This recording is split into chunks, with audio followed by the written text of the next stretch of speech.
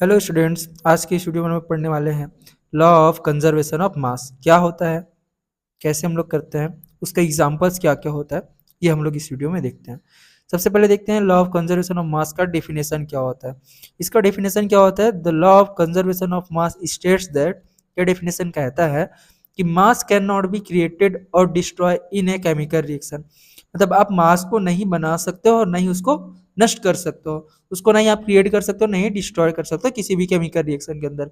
कहने का मतलब है कि आपका जो मास पहले रहेगा उतना ही मास केमिकल रिएक्शन के बाद जो प्रोडक्ट मिलेगा उसमें रहेगा। मतलब आपका मास जो रहेगा वो सेम रहेगा, उसमें कोई चेंजेस नहीं रहेगा।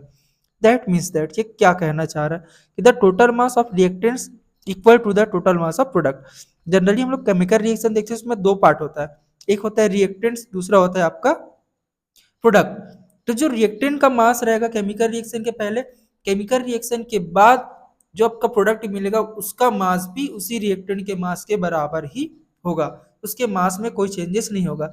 मान के चलो आप केमिकल रिएक्शन में रिएक्टेंट का मास लियो 5 ग्राम, तो आपका प्रोडक्ट का मास भी कितना होगा, 5 ग्राम ही होगा। ठीक है।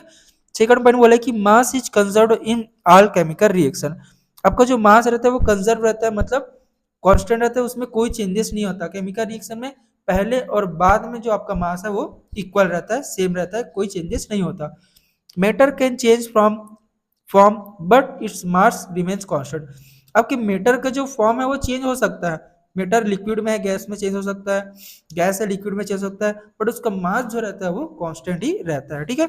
इस तरह से लॉ ऑफ कंजर्वेशन ऑफ मास का डेफिनेशन है। देखो लॉ ऑफ कंजर्वेशन ऑफ मास किसने दिया था, एंटोनी लेवाइजियर ने दिया था। ये भी पॉइंट आप लोग याद कर लेना, एंटोनी लेवाइजियर ने लॉ ऑफ कंजर्वेशन ऑफ मास दिया था। अब यहाँ पर हम लोग आगे देखते हैं एग्जांपल्स क्या क्या है। देखो इसके example, water evaporating. Water evaporating मतलब जब आपका जो वाटर होता है वो इवापोरेट होता है, तो इसमें चेंज होता है, वेपर में चेंज होता है। तो वाटर जितने हम लोग मास का वाटर लिए 5 ग्राम, 10 ग्राम का मास लिए वाटर लिए, तो आपका जो वेपर बन के आ रहा है वो भी उसी अमाउंट में उसका मास भी 10 ग्राम ही रहेगा जब वो वेपर में कन्वर्ट होगा। मतलब आपका जो केमिकल रिएक्शन होगा वाटर इवापोरेटिंग का, तो वहां पर वाटर का मास जितना रहेगा आपके वेपर का भी मास उतना ही रहेगा। रस्टिंग ऑफ आयरन, आयरन में जब रस्टिंग होता है नमी और ऑक्सीजन वगैरह गैसेस की उपस्थिति के कारण से, तो वहां पर जो रस्टिंग होगा आयरन में, वहां पर रस्टिंग के पहले जो आयरन का मास रहेगा, रस्टिंग के बाद भी उसका मास जो है उतना ही रहेगा। हो सकता है उसके वेट में चेंजेस हो, बट उसके मास में कोई चेंजेस नहीं होगा।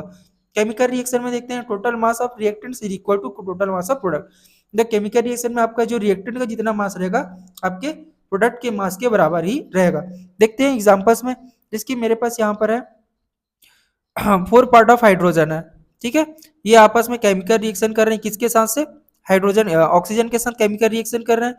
अब देखो ये ऑक्सीजन के साथ केमिकल रिएक्शन किए, तो 4 पार्ट ऑफ हाइड्रोजन हो गया, इसका इंडिविजुअल एटॉमिक नंबर होता है 1111, तो इसका टोटल मास कितना हो जाएगा 1111, चारों का ऐड करेंगे 4 हो जाएगा। उसी प्रकार से आपके पास क्या है, आपके पास है ऑक्सीजन। ऑक्सीजन देखो दो अमाउंट में है, एक का हो जाएगा एटॉमिक नंबर एटॉमिक मास 16, दूसरे ऑक्सीजन का हो जाएगा 16, दोनों मिला के कितना हो जाएगा टोटल 32 हो जाएगा। इस तरह से आपका ये केमिकल रिएक्शन होगा और आगे आपको क्या बना के देगा, ये 2 पार्ट ऑफ वाटर बना के देगा। 2 पार्ट ऑफ वाटर जो बना के देगा ये आपका क्या कहलाएगा, प्रोडक्ट कहलाएगा।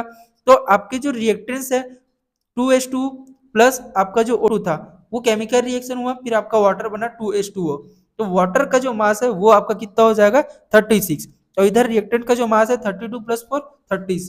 कहने का मतलब है कि जो आपका रिएक्टेंट का मास है वो किसके बराबर है, आपके प्रोडक्ट के मास के बराबर है। इस तरह से आपका लॉ ऑफ कंजर्वेशन ऑफ मास कहता है कि आपका जो केमिकल रिएक्शन रिएक्टेंट का मास रहेगा उतना ही मास आपके प्रोडक्ट का भी रहेगा, मास में कोई चेंजेस नहीं होगा, बट उसके मैटर ऑफ स्टेट में चेंज हो सकता है। इसके यहाँ पर हाइड्रोजन गैस है, ऑक्सीजन गैस है, बट वाटर क्या है, लिक्विड है ना। तो ये गैस से गैसियस फॉर्म से किस में आ गया, लिक्विड फॉर्म में आ गया। मतलब मैटर का स्टेट चेंज हो गया, बट उसका मास जो है वो सेम ही है, मास में कोई चेंजेस नहीं आया। ठीक है। इस तरह से आपका लॉ ऑफ कंजर्वेशन ऑफ मास कहता है। Thank you.